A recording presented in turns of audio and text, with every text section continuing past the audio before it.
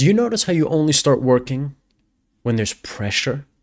You tell yourself you will do it when you feel motivated. And if there's a deadline, you'll wait till the very last moment and then, oh my gosh, it's due tomorrow. It's worth 15% on my grade. Go, go, go. Anxiety's up and you get it done. The question becomes, when do you feel motivated to do laundry? Exactly. When do you feel motivated to do your taxes? Right? So there's this idea that the problem is I am not motivated. The problem is I need to become motivated. What I would challenge people to think is the problem might not be you're not motivated, but it's you're relying on motivation for fuel in your life. If I only do things when I feel motivated, that is a very dangerous way to live. That's a very unpredictable way to live.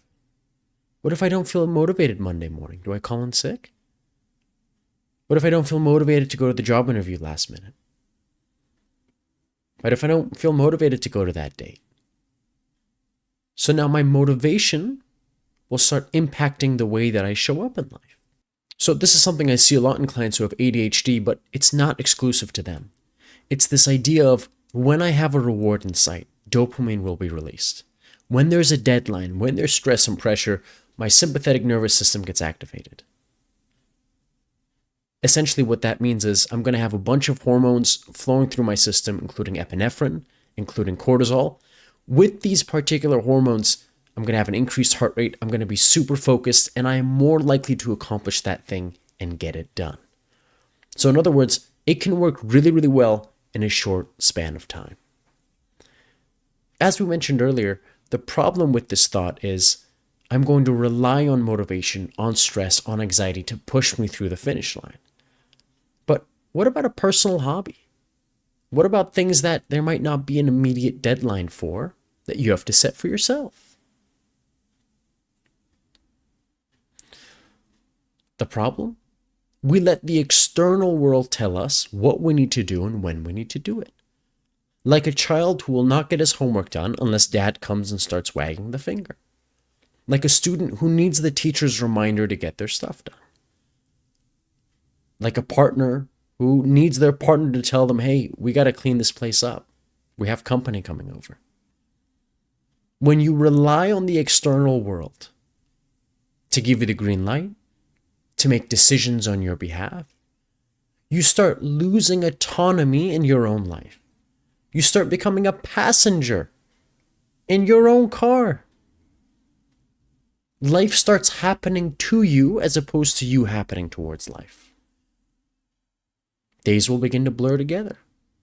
And here's the really brutal part.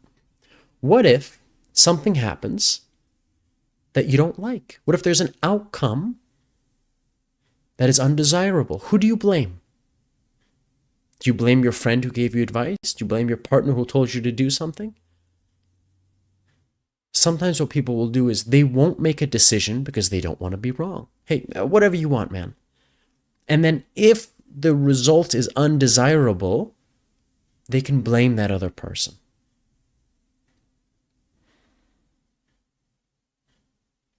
We're going to feel different things throughout the day. Motivated, happy, sad, angry, anxious. The question becomes, can I go throughout my day and do something despite not being motivated? If I only do what I feel, that is that is almost the road 101 to addiction, to dangerous activities, impulsivity. What does that mean? I have a thought, I do it. I have a feeling, I pursue it. I want ice cream, I guess I'm going to get ice cream. I want to sleep with that person, I guess I'm going to sleep with that person. I don't feel like going to work, I guess I'm calling in sick. And when there is no pause, you might end up in a really, really deep ditch, and getting out can be harder than anticipated. Because you might be reinforcing habits that are going to make life way harder. So the question becomes, are you doing things today that are making tomorrow harder? You have 10 days to get started on that paper. If you take 2 days off, then you will have 8 days to get started on that paper. There's a lot of people that spoil themselves. I get whatever I want. If I feel like it, I'm doing it. If I don't feel like I'm not doing it. Screw everything else. Screw what the world wants. Screw what my partner wants. And when I behave that way, that is very egocentric. And I don't mean ego in terms of good or bad. I mean ego in terms of the self is the most important thing. It's an I thing. I need this. Now I want that. I need this particular food from this restaurant right now. Oh, really? You need it? I need it. I need it so bad.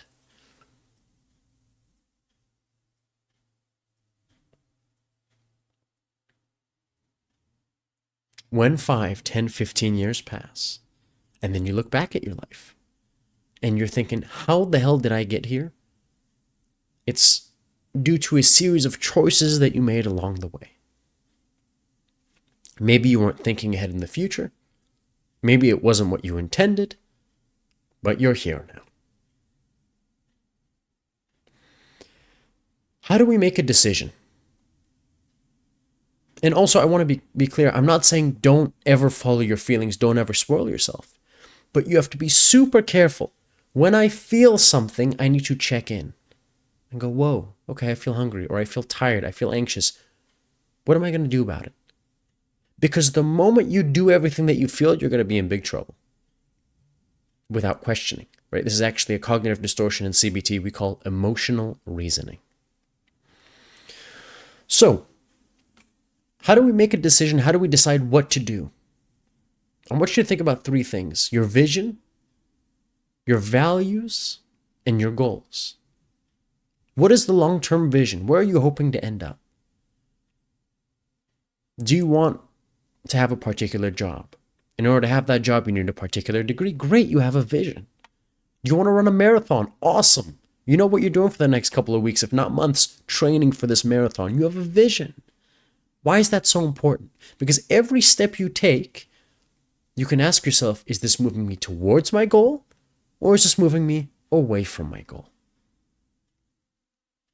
That doesn't mean you can't do stuff every once in a while that moves you away from your goal, but if you can have 70%, 80% of the actions that you take move you towards that vision, amazing. Right? So we think about a vision, we think about setting a goal, moving towards the target. We think about values. Hey, what's something that I value? My loving relationships. Okay. Am I actively making time for them in the week, in the month? Or do I just see people when I feel like seeing people? Maybe I value exercise. Am I making time to do that? Maybe I value humor. Am I watching stand-up comedy? When we do things that we value, we will notice an increase in fulfillment, a decrease in distress, and a decrease in needing motivation.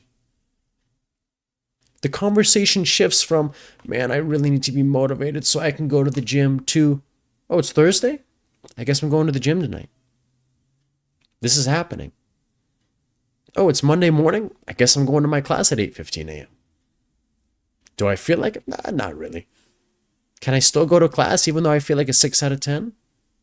Yes. When we live this way, based on our vision, our goals, and our values, we start taking responsibility for our lives. We become the driver, not sitting there passively as the passenger. And as we begin to take more control, just notice how you feel. Notice the empowerment that comes when you intentionally make a decision, even if it's wrong. Even if you make a mistake, you go, I made this decision based on my values, goals. And just see where you end up. Thanks for listening, everybody. I hope you're well. Take care of yourselves.